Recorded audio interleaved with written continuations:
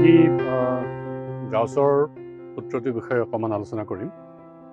মই ইয়াৰ আগৰ আলোচনাত কৈছোঁ যে গাউছৰ সূত্ৰটো আচলতে কুলম্বৰ সূত্ৰৰ এটা চিম্প্লিফিকেশ্যন। মানে কিছুমান ক্ষেত্ৰত কুলম্বৰ সূত্ৰ প্ৰয়োগ কৰিবলৈ অকণমান অসুবিধাজনক, সেইকাৰণে আমি গাউছৰ সূত্ৰটো প্ৰয়োগ কৰোঁ। এতিয়া গাউছৰ সূত্ৰটো এনেকুৱা যে মই যদি ইয়াত এটা আধান লওঁ কিউ, এতিয়া এই আধানটোক আৱৰি পেলাই চাৰিওফালে মই এটা ক্ষেত্ৰফল ল'ম। এই এনেকুৱা এটা যদি আধান থাকে, বিন্দু আধান যে পইণ্ট চাৰ্জ, ইয়াক চাৰিওফালে যদি মই আৱৰি ৰাখিব খোজোঁ, চাৰিওফালে আৱৰি যদি ৰাখিব খোজোঁ, মই যিটো ক্ষেত্ৰ কল্পনা কৰিব পাৰোঁ সেই ক্ষেত্ৰখন গোলাকাৰ হ'ব, যে স্ফেৰিকেল। ঠিক আছে, মই ইয়াত এটা স্ফেৰিকেল ক্ষেত্ৰ ল'লোঁ।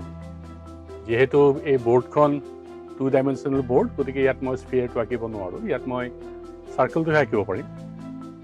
এতিয়া এই ক্ষেত্ৰখন লোৱাৰ পিছত চাৰিওফালে আছে গোলাকাৰ ক্ষেত্ৰখন, ইয়াৰ পৰা যিবোৰ লাইন্স অফ ফ'ৰ্চ যাব ই চাৰিওফালে ওলাই যাব।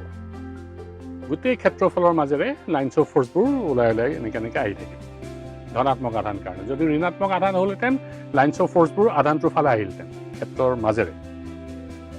এতিয়া এই ক্ষেত্ৰৰ ফলত মই এটা সৰু এৰিয়া লৈছোঁ। এইটো হ'ল স্ফিয়াৰটোৰ ৰেডিয়াছ। গতিকে যিবোৰ লাইন্স অফ ফ'ৰ্চ গৈছে, এই লাইন্স অফ ফ'ৰ্চবোৰ এনেকৈ গৈছে। কিমানখিনি লাইন্স অফ ফ'ৰ্চ গৈছে বা ইলেক্ট্ৰিক ফ্লাক্স গৈছে, মই ধৰিছোঁ ইলেক্ট্ৰিক ফ্লাক্সৰ পৰিমাণ phi। আৰু ইয়াৰ যিটো এৰিয়া, এই এৰিয়াটো মই DA বুলি কৈছোঁ। স্মল d আখৰেৰে খুব সৰু এৰিয়া বুজায় মেথমেটিক্সত, আৰু এই মানে এৰিয়া। এতিয়া এই এৰিয়াৰ ওপৰত যিডাল পাৰ্পেণ্ডিকুলাৰ থাকিব বাহিৰ ছাৰ্ফেচৰ ফালে, আউটাৰ ছাৰ্ফেচ, এই পাৰ্পেণ্ডিকুলাৰডালো এইফালেই থাকিব। গতিকে থিটা ইজ ইকুৱেল টু 0 হ'ব। এতিয়া according to the Gauss's law, যে flux through any closed surface phi is equal to the charge enclosed divided by epsilon naught. This is the permittivity in free space. এইটোকে কোৱা হয় গাউছৰ সূত্ৰ। যে কোনো আধানক সম্পূৰ্ণভাৱে আৱৰি পেলাই মই যদি এখন ক্ষেত্ৰ যদি মই কল্পনা কৰোঁ, তেতিয়াহ'লে সেই ক্ষেত্ৰখনৰ মাজেৰে যোৱা মুঠ বৈদ্যুতিক অভিবাহ বা ইলেক্ট্ৰিক ফ্লাক্স সদায় আধান হৰণ এপচাইলন নট হ'বই লাগিব। এইটোকে কোৱা হয় গছেছ ল।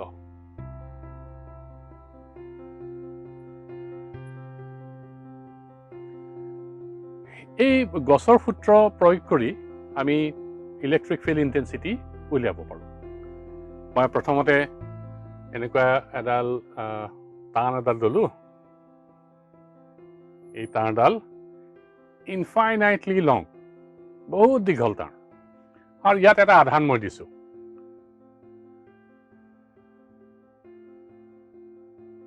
এনেকৈ আধান দিছোঁ। এই আধানবোৰ সমভাৱে গোটেই তাঁৰডালতে থাকিব। এই তাঁৰডাল এইফালেও ইনফিনিটিলৈ আছে, বহুত দূৰত্বলৈ আছে, এইফালেও ইনফিনিটিলৈ আছে। এতিয়া মই যদি এই তাঁৰডালৰ কাৰণে এনেকুৱা এটা বিন্দুত ইলেক্ট্ৰিক ফিল্ড ইণ্টেনচিটি উলিয়াব লাগে, তেতিয়াহ'লে মই এনেকুৱা এখন ছাৰ্ফেচ ল'ব লাগিব যিখন ছাৰ্ফেচে ইয়াৰ এটা অংশত সম্পূৰ্ণভাৱে আৱৰি ৰাখে। গতিকে ছাৰ্ফেচখন দেখিবলৈ এনেকুৱা হ'ব,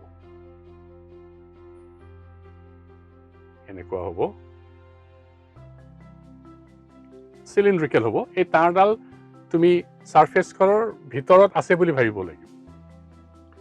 এতিয়া যিকোনো এটা বিন্দুত মই যদি ইলেক্ট্ৰিক ফিল্ড উলিয়াব লাগে, ইয়াৰ পৰা লাইন্স অফ ফ'ৰ্চ এনেকৈ ওলাই যাব।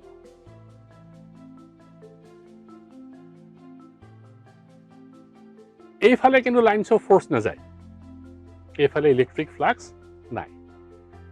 গতিকে মই এতিয়া ধৰিম যে এই যিটো ছাৰ্ফেচ মই এই তাঁৰডালক সম্পূৰ্ণভাৱে আৱৰি ৰাখিলোঁ, ইয়াৰ ৰেডিয়াছ হ'ল স্মল r আৰু ইয়াৰ লেংথ হ'ল কেপিটেল L